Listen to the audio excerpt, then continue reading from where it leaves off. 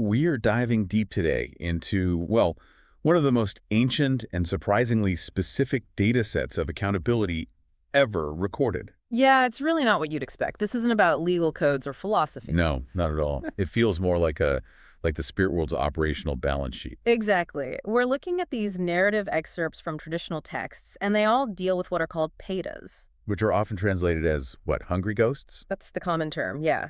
They're departed spirits who are undergoing intense suffering. And what's so fascinating is these stories aren't vague. They are incredibly detailed case files. Like every action is logged and tracked. Precisely. They show the direct, relentless, and often shocking consequences of very specific human actions. So our mission today is to try and find the operating rules of this moral economy. We want to know how spiritual wealth or merit is actually generated and transferred. And the big question, right? Why does the system seem to reward these tiny little actions with immense celestial glory? Well, these huge lifetime gestures of charity sometimes achieve almost nothing. We need the cheat sheet for being a smart spiritual investor, according to these texts. Well, to do that, we have to start with the absolute foundation of the system, and that's the mechanism for relief, the transfer of merit, or dakina. Okay, dakina. The whole premise is that the living have this ability to help the departed to ease their suffering. But only in a very specific way. I notice the sources are really strict about this. They say that just, weeping or grieving, what they call ramarai, It does nothing. accomplishes absolutely nothing for the peta. That's such a critical distinction, isn't it? Grief is an emotional state. It doesn't actually change the karmic ledger, So what does? the concrete act. Yeah. Giving a gift, the dakina, but it has to be directed to a worthy recipient, like the community of monks, the sangha. And then you have to explicitly dedicate it, that's the usus, to the spirit you're trying to help. So it's the dedicated, intentional act of charity, not the tears. Only that brings immediate, lasting benefit. And this focus on the recipient. That brings us right to that famous agricultural metaphor, right? The field of merit. How does that work? This is the key to maximizing your results. It's a concept from the Ketubha Petavatthu, and it basically says merit works like farming. Okay. You've got three parts. The donor, the dayaka, is the farmer. Got it. The gift itself, the tayatham, is the seed. But the most important part is the field, the recipient. And the best field. The most fertile ground possible is a fully enlightened individual, an arhat. So if the art is the fertile ground, then the rule is pretty clear. Planting even a tiny seed, giving a small gift to that superior field. It ensures the fruit benefits both the departed peta and you, the donor. It's like a quality multiplier. Precisely. And this explains so much about why intent and the quality of the recipient can just completely override the quantity of the gift. But before we get to the big rewards, let's look at the other side, the punishments. Yeah, what lands you in this state in the first place? This is where the stories get brutally honest. The link between the sin and the punishment is, well, it's horrifyingly literal. Let's start with the rich man in Rajagriha. Right. His downfall wasn't really his fault, not at first. It was parental neglect. Because they were so wealthy. I mean, the text says they had enough money to spend 1,000 coins a day for 100 years. An unbelievable amount. And because of that, they decided he didn't need to learn anything. No skills, no arts, what they call silpa. They basically guaranteed his incompetence because they thought the money would last forever. Which, of course, it didn't. He just indulged in pleasures, ignored all the holy people, wasted everything on entertainers. And became destitute. Completely. So his final desperate move is to become a robber, even though, and the text really emphasizes this, he didn't know how to rob. So, predictably, he gets caught. He's caught and condemned to death. Okay, so a lifetime of greed and incompetence, ending in capital punishment. But this is where the whole moral economy just seems to turn on its head. Right before his execution, he does one tiny final thing. Yes. A city courtesan named Sulusa, someone he'd helped back when he was rich, shows him some mercy. What did she do? She gives him 4 boiled desserts and some water. And the robber, in that moment, offers this small last meal to the Arhat Mahamogalana Thera, who is passing by. A tiny seed in the absolute best field imaginable, right before he dies. And because of that one single intentional act of merit, given to the supreme field of merit, he's immediately reborn as a Devaputra, a deity. Well, from condemned criminal to deity in an instant. The public was astonished. Well, of course. It seems so unbalanced, doesn't it? How can one small act just erase a lifetime of greed? That's the core question, isn't it? In any other justice system, that's a loophole.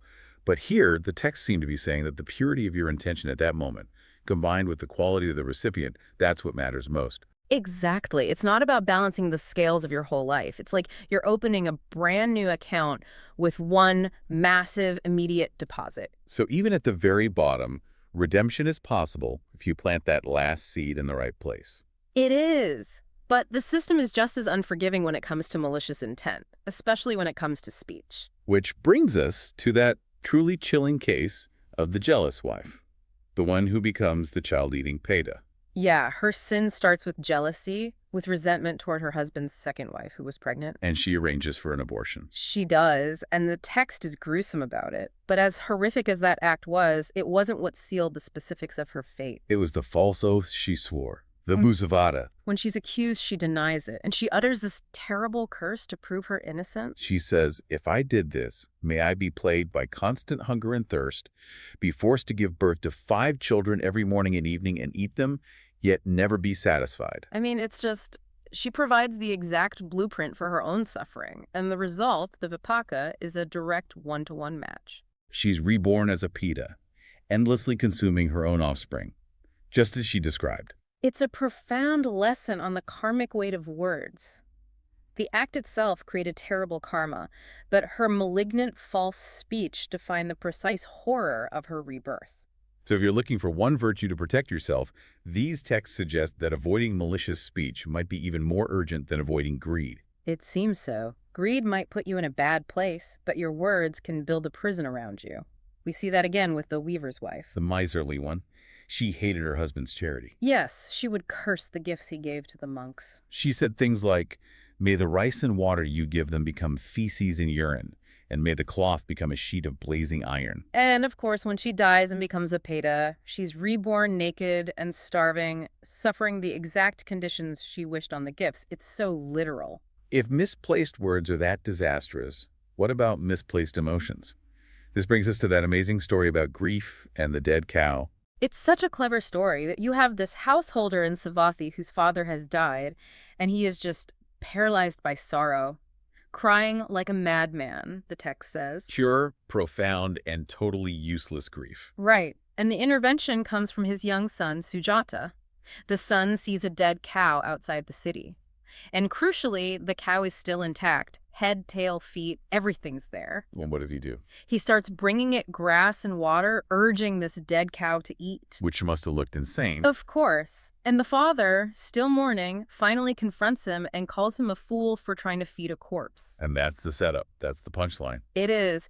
Sujata just turns it right back on him with these 2 famous verses. He says, essentially, this cow still has all its limbs. I hope it might rise and eat. But you cry over the bones of grandfather, whose body is nowhere to be seen, just buried in dust. Who's the real fool here? Wow. And the father's grief just vanishes instantly. He gets it. The logic is inescapable. He was attaching all this emotion to something that was fundamentally gone, just dust. It's a powerful philosophical point. The texts aren't saying grief is wrong, but that misdirected grief is a huge waste of energy. Which brings us back full circle to efficient spiritual investment. Back to the field of merit. Exactly. If the economy is this strict about consequences, it has to be just as strict about rewards. And that's where the worthiness of the recipient just blows everything else out of the water. This is the most important lesson for the spiritual investor. The contrast between Ankura and Indaka is, well, it's mind-boggling. Ankura was charity on a colossal scale. Yeah. A merchant who hosted these massive, perpetual feasts, feeding 60,000 cartloads of people daily, for years. Mahadana, a great gift. You'd expect him to be front and center in heaven. You would. But when the Buddha observes the celestial plane, Ankura is there as a deity, but he's sitting 12 yojanas away from the main assembly. He's on the periphery. Okay, so where is Indaka? Indaka is sitting right near the Buddha, radiating this immense light and glory that just completely outshines Ankura. And Indaka's grand lifetime contribution was? 1 small meal. That's it. He gave a single bowl of food to the Arhat Anuruddha. 1 bowl of food versus decades of mass charity. And the 1 bowl wins. It's an astonishing outcome, isn't it? It seems so unfair by our material standards. It suggests a 1% donation to the perfect recipient is infinitely more valuable than a 99% donation to a mediocre one. And Angkor himself knew it. He lamented that his huge donation, though reverent, was empty of a worthy recipient compared to Indaka's single-focused gift. It confirms the rule.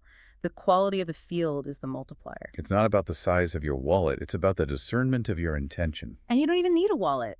Look at the story of the Rukkadevata, the tree spirit. Right, he was a poor weaver in his human life. Had nothing to give. His one act of generosity was just pointing the way. He raised his hand to show beggars the house of a charitable man. A gesture. A simple gesture of goodwill. And as a result, in the celestial realm, his hand shines like gold and provides anything he desires. So even pure intent, with no material gift, has significant karmic results. It proves that poverty is no barrier to spiritual wealth, as long as the intention is pure and directed towards supporting virtue. So this entire system, when you distill it, is a blueprint for living under this intense, maybe even terrifying level of accountability. Yeah. It shows the relentless consequences of our actions, the futility of unproductive detachment, and this critical power of intention combined with the quality of the recipient. It shifts the focus. It's not about just avoiding bad things. It's about actively cultivating good things. True protection comes from planting the right seeds. Absolutely. So thinking about the severity of these punishments we've discussed, the endless hunger, the suffering, literally defined by your own curse. If you, the listener, had to pick just one virtue to protect yourself from the most profound suffering, which would be the most effective? Given the catastrophic results we saw from malignant words, would you focus on generosity, avoiding false speech, or releasing resentment? The source material makes a chillingly clear case for the power of the tongue to define your own misery. It certainly gives you something to consider the next time you feel a curse or a malicious lie forming.